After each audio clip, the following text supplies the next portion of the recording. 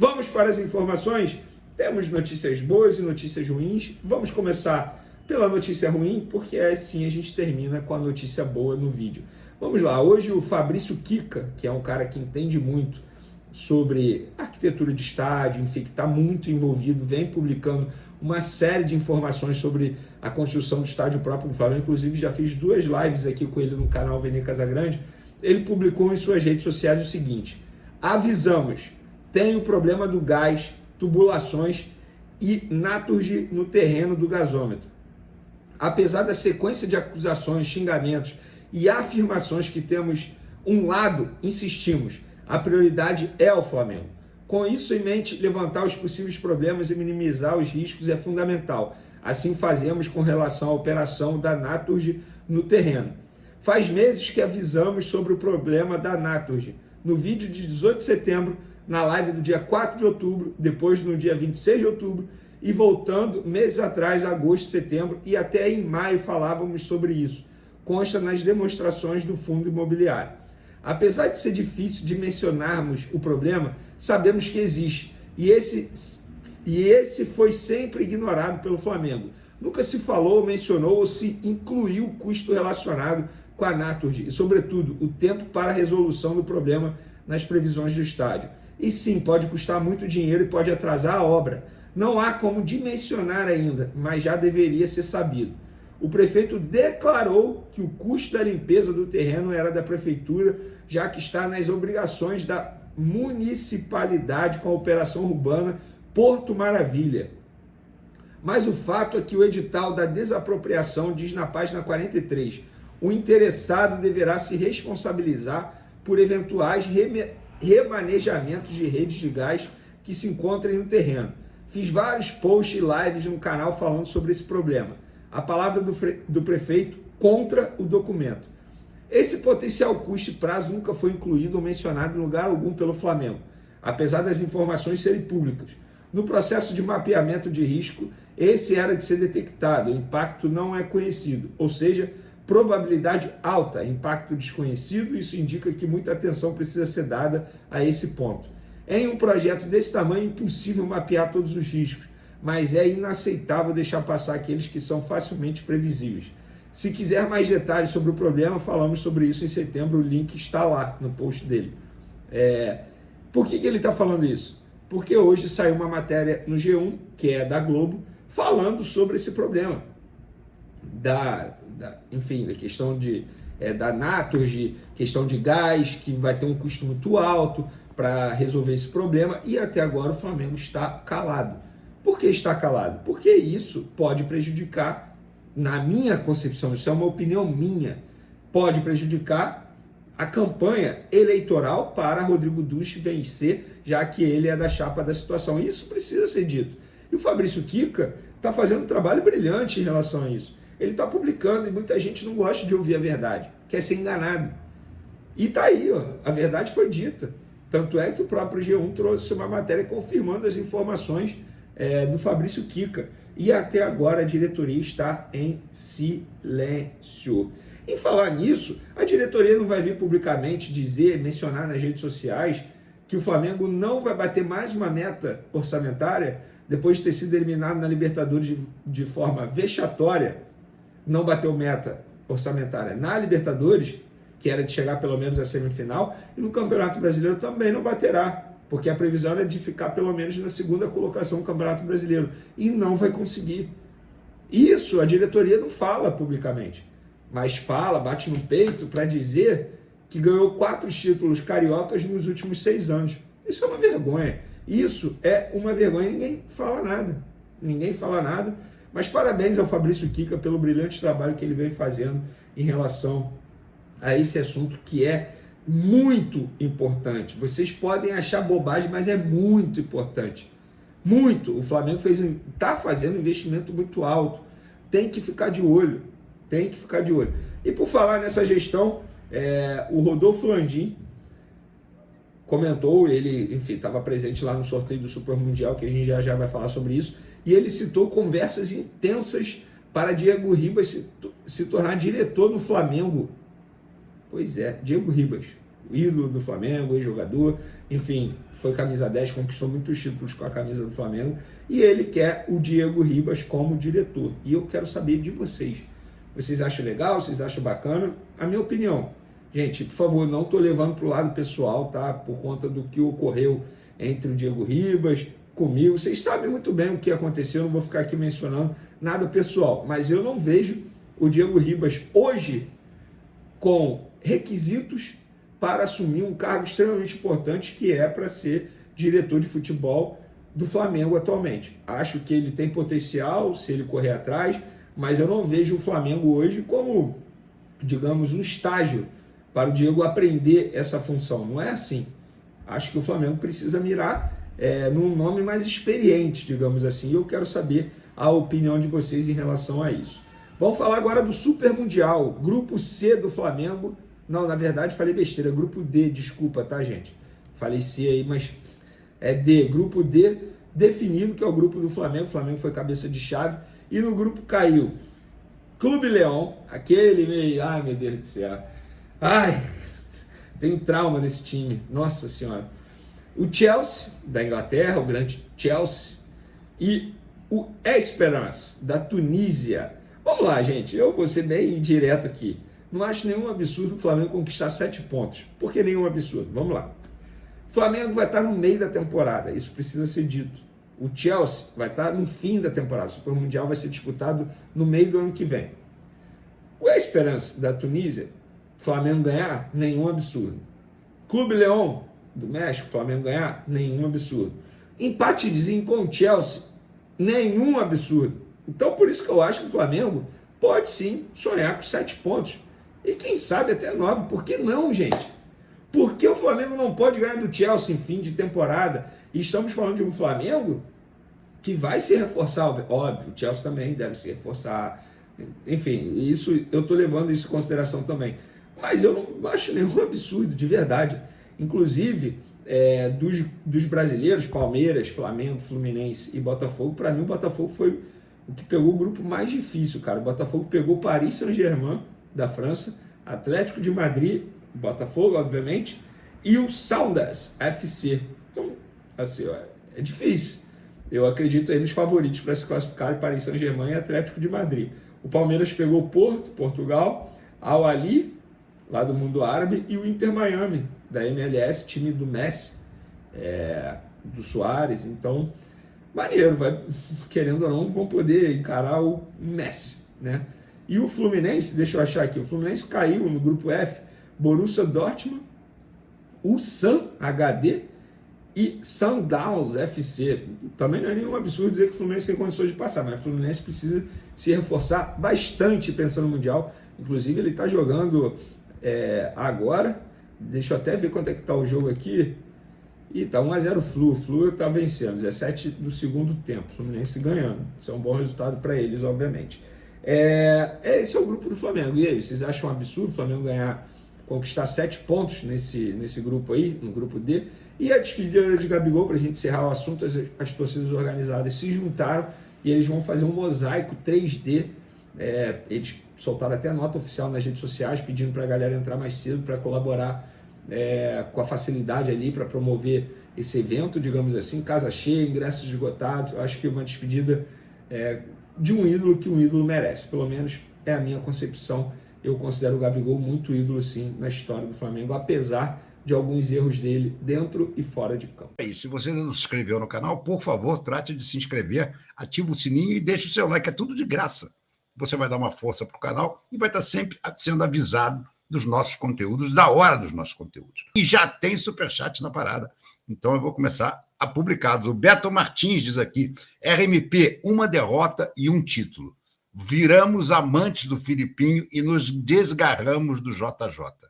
Time grande joga para ganhar. Saudações rubro-negras. É a pura verdade a sua estatística.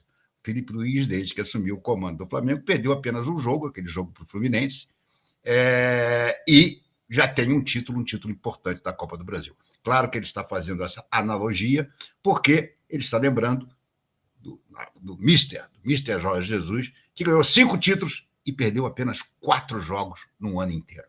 Uma coisa espetacular, mas O Felipe está no caminho, hein? O Felipe está no caminho.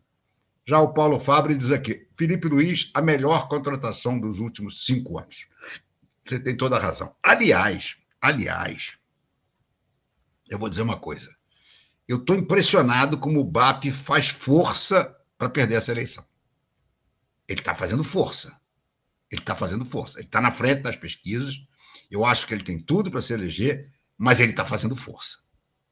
Na entrevista que ele deu para o UOL, e hoje no debate, ele voltou a não garantir a permanência do Felipe Luiz. Ele voltou a dizer que tudo vai depender do novo CEO do futebol, do diretor executivo que ele já tem escolhido. Muita gente diz que é o Zé Boto, português. Pode ser que seja, e me parece um cara bom. Mas dizer que vai depender do Zé Boto a definição do Felipe Luiz, eu acho um tiro no pé. Porque imaginemos que nessa conversa com o Zé Boto, quando aconteceu há algum tempo atrás, um mês, mais ou menos, por aí, que ele acertou com o Zé Boto, ele só não quer anunciar, o Zé Boto e ele já tenham combinado o seguinte, olha, o nosso técnico é o José de Menezes, português, que hoje em dia dirige o Sporting. Tem que mexer, tem que mudar, não pode ser isso. Não faz o menor sentido o Flamengo ter um outro técnico no ano que vem, que não seja o Felipe Luiz. Felipe Luiz é uma gratíssima revelação. Eu não vou dizer surpresa, porque para mim não foi surpresa nenhuma. E vocês sabem, vocês me acompanham aqui. Eu fui o primeiro cara a começar a pedir o Felipe Luiz. Desde o São Paulo. E agora com o Tite, então, eu pedia insistentemente. Porque na época que a gente via que os trabalhos do Tite estavam indo para o brejo, que estava sendo uma bosta fedorenta, que quanto mais mexia, mais fedia, muita gente argumentava dizendo o seguinte, porra, mas vai tirar o Tite e vai botar quem? E eu sempre dizia, bota o Felipe Luiz. Bota o Felipe Luiz. Mas por quê? Eu sou um gênio? Ou eu sou um puxa-saco do Felipe Luiz? Não. Eu tenho quase 50 anos de jornalismo. E eu vi esse mesmo filme passar com Paulo César Carpegiani. Que, tal qual o Felipe Luiz, era um cracaço, foi o capitão do time do Flamengo no título de 80, o primeiro título brasileiro do Flamengo, e no final da temporada de 80, encerrou a sua carreira, porque o joelhão dele já não aguentava mais. Foi o joelho, aliás, que permitiu que o Flamengo contratasse o Paulo César Carpegiani do Internacional. O Internacional jamais teria liberado o Carpegiani para o Flamengo se ele tivesse 100%. Ele estava já com o joelho bichado. Só que o Flamengo conseguiu. Só um minutinho aqui, deixa eu botar uma coisinha aqui rápido. O Flamengo conseguiu tratar com fisioterapia, com uma série de coisas, o joelho do Carpegiani, para que ele jogasse ainda com o Flamengo. Ele jogasse algum tempo no Flamengo. E ele jogou uma barbaridade ainda. Foi o maestro do título de 80. Claro que com o Zico, com o Andrade, com o Adílio, com todo mundo, mas ele era... O Andrade nem era titular nessa época. Quem era titular era o Carpegiani. O Andrade era reserva do Carpegiani. Mas, enfim, cara também estudioso. Nem tão estudioso quanto o Felipe Luiz, hein? Mas eram outros tempos. Ele era estudioso o suficiente, ele via o jogo o suficiente de dentro de campo. A gente percebia isso nas entrevistas com ele. Eu cansei de entrevistar o Paulo César Carpegiani de jogador. Cansei. Porque antigamente você entrevistava quem você quisesse a qualquer dia. A gente assistia aos treinos do Flamengo na Gávea dentro do gramado. Não das 4 linhas, mas na beira das 4 linhas. E quando os jogadores saíam, a gente conversava com quem queria. Eram outros tempos, eu sei. Mas dava para perceber, nessas várias conversas que tivemos, que ele era um cara que tinha um grande potencial para ser treinador. E foi. Alguém vai dizer assim, não, mas a carreira dele depois... Gente, o Carpegiani foi um grande treinador. Ganhou no Flamengo. Carioca, 6-0 no Botafogo, Libertadores, Mundial e Brasileiro. Tudo isso em sequência. E no ano seguinte, não, no ano seguinte foi 83, ele saiu no meio do campeonato. Mas depois fez alguns bons trabalhos. Ele foi técnico de uma seleção paraguaia espetacular, que foi eliminada pela França na Copa de 98, com um gol de ouro, numa coisa dificílima.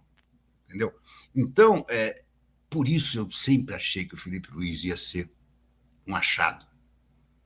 Melhor do que o Tite, gente, eu nunca tive dúvida alguma. Mesmo que o Filipe Luiz não fosse ser tão espetacular como ele está sendo, melhor do que Tite ele já seria. Como teria sido melhor que o Sampaoli na Copa do Brasil anterior, quando ele ainda não era nem treinador. Mas não interessa. Ele é um cara que tem uma grande visão. Claro que ele evoluiu nesse tempo que ele treinou. Ele trouxe gente da comissão técnica para ensinar ele a dar treino, por exemplo, traçar uma metodologia de treino. Mas a tática, ele já conhecia tudo. Porque ele sempre foi um jogador técnico dentro de campo. Um jogador barra técnico dentro do campo. Foi assim com o Simeone e foi assim com o Jorge Jesus. Então era óbvio que iria dar certo. Era óbvio. Enfim, depois de cansar de dizer Filipe Luiz, ser sacaneado por muita gente da imprensa, inclusive. Muito coleguinha disse, maluco, tá louco, vai botar o Filipe Luiz, não tem experiência nenhuma. Estou um pouco me lixando porque eles falavam, eu tinha certeza que ia dar certo. Mas até eu não achava que ia dar tão certo. Eu achava que ia dar certo porque ele era um cara que, primeiro, de cara, ia ganhar o vestiário. O cara era do grupo, bicho. Chegou lá e disse, galera, vem cá, a gente sabe jogar muito mais do que isso aí, né? Ah, mas o cara nos bota no quadrado. Não, esquece. Vamos jogar bola. Vamos ver os vídeos dos tempos que a gente jogava bola. Vamos jogar bola, como a gente jogava. Só que ele era mais do que isso. Isso já teria sido suficiente para melhorar muito em relação ao Tite. Mas ele chegou com mais bagagem até do que eu esperava. Ele chegou praticamente pronto, gente. Claro que ele vai ter muito que evoluir ainda. Claro que o Filipe Luiz do ano que vem vai ser melhor do que esse Filipe Luiz. E provavelmente do segundo ano vai ser ainda melhor. Mas ele já está num patamar, já está num nível altíssimo. Ele já está num nível superior ao do Tite hoje em dia. Não quero comparar os currículos, porque o Tite teve uma trajetória brilhante nos clubes, principalmente no Corinthians. Até mesmo na seleção, no início, ele foi muito bem. Ele se perdeu quando ele se deu de cara com a linha de 5 da Inglaterra e começou a enfiar na cabeça que para derrotar os europeus tinha que jogar com os europeus. E aí, ali o Tite, embicou para baixo. E como vimos no Flamengo, não levantou mais. Pelo contrário, só foi ladeira abaixo. Até porque passou a história do Titinho, que também tinha que virar técnico, enfim. Então o Filipe, cara, como disse aqui um amigo, é a grande contratação, em termos de técnico, de Jorge Jesus para cá. O Dorival fez um bom trabalho, ganhou uma Libertadores, uma Copa do Brasil, sem dúvida. Mas o Dorival é aquilo que a gente sabe. A seleção está penando. Mas é um bom técnico de clube. Agora, Filipe Luiz, o céu é o limite, cara. A evolução do Filipe Luiz vai ser meteórica. Tem tudo para ser brilhante. Tem tudo para ser um dos maiores técnicos da história do Flamengo. E eu fico me perguntando se ele tivesse assumido, pelo menos, antes do jogo com o Peñarol. Não só por causa da Libertadores, mas por causa do brasileiro também. Se o Filipe tivesse assumido umas 6, 7 rodadas antes, nós íamos estar disputando o brasileiro. Pode ter certeza que nós íamos estar disputando o brasileiro também. Não sei nem se ganharíamos a Libertadores. Passar pelo Peñarol, tenho certeza que passaríamos. Mas o Botafogo, hoje em dia, é indiscutivelmente um time fortíssimo, com um puta técnico. Aliás, por falar em técnico, caiu o Gabriel Milito. Hein? O Atlético Mineiro perdeu do Vasco, tomou um sapeca do Vasco, 2-0, e o Gabriel Milito foi demitido no vestiário. Claro, depois de perder os 2 títulos que chegou na final, e perder da maneira que perdeu, né? O problema não é perder. O problema é perder da maneira como perdeu. Ele foi amassado pelo Filipe Luís. Amassado. E foi amassado pelo Arthur Jorge. Se tivessem sido jogos normais, pô, Flamengo e Atlético Mineiro, o Flamengo ganhou de 3-1, na volta o Atlético ganhou de 1-0, ficou a um gol, tá, não sei lá o quê, jogou bem o segundo jogo. Não. O Atlético foi amassado pelo Flamengo.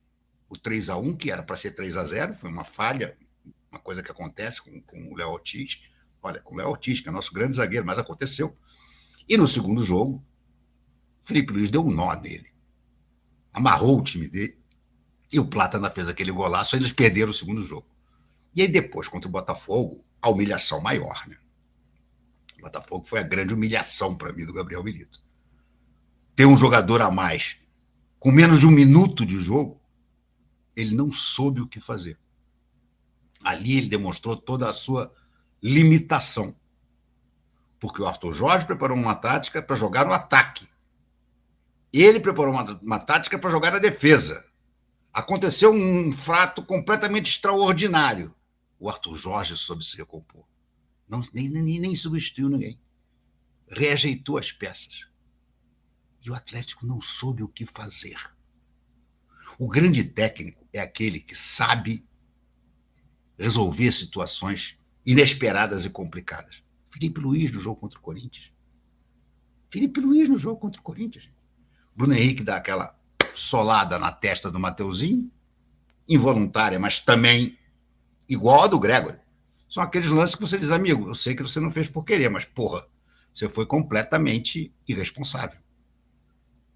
O Filipe Luís deu uma cravada na cabeça do Mateuzinho, que teve que tomar ponto, e o Gregory deu uma chapada na orelha do Fausto Vera. O Filipe Luís tirou ali, cara, eu que já era fã, fiquei ainda mais fã. Porque ele tirou um coelho da cartola que, num primeiro momento, ninguém acreditou, ninguém entendeu. Ninguém entendeu. Imagina, Gabigol não, Bruno Henrique expulso, ele saca o Gabriel, fica sem ataque e bota o Fabrício Bruno. E aí monta uma muralha inexpugnável de uma linha de 5 e o Corinthians, ó, não soube o que fazer. Então, é aí que aparecem os grandes técnicos. O Filipe Luís está mostrando uma versatilidade impressionante. Impressionante. Ele hoje, repito, entrou com o time C, gente. Porque já estava sem. E eu digo C, mas enfim, o que eu digo é o seguinte, o Felipe, cara, ele hoje meteu o time C.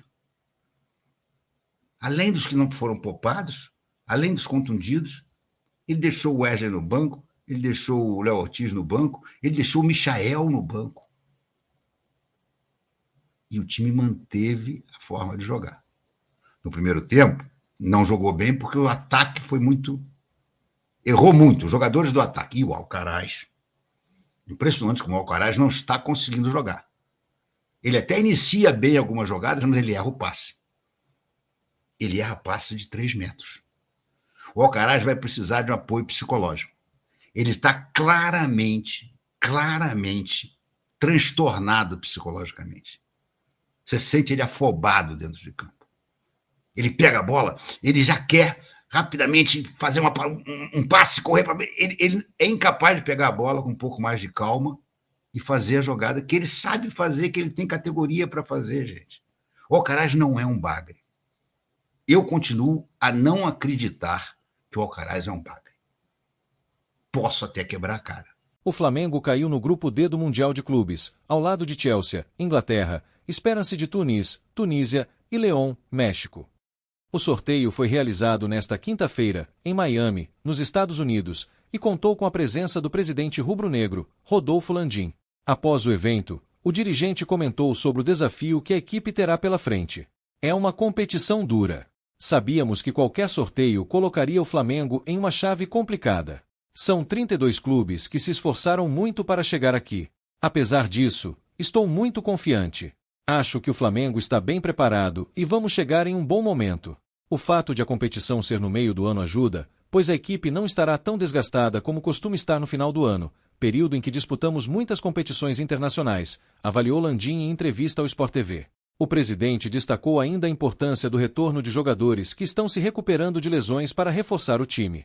Ele mencionou o atacante Pedro, que deve voltar aos gramados em maio, e o lateral esquerdo Vina, cuja recuperação é mais longa, com previsão de retorno apenas no segundo semestre.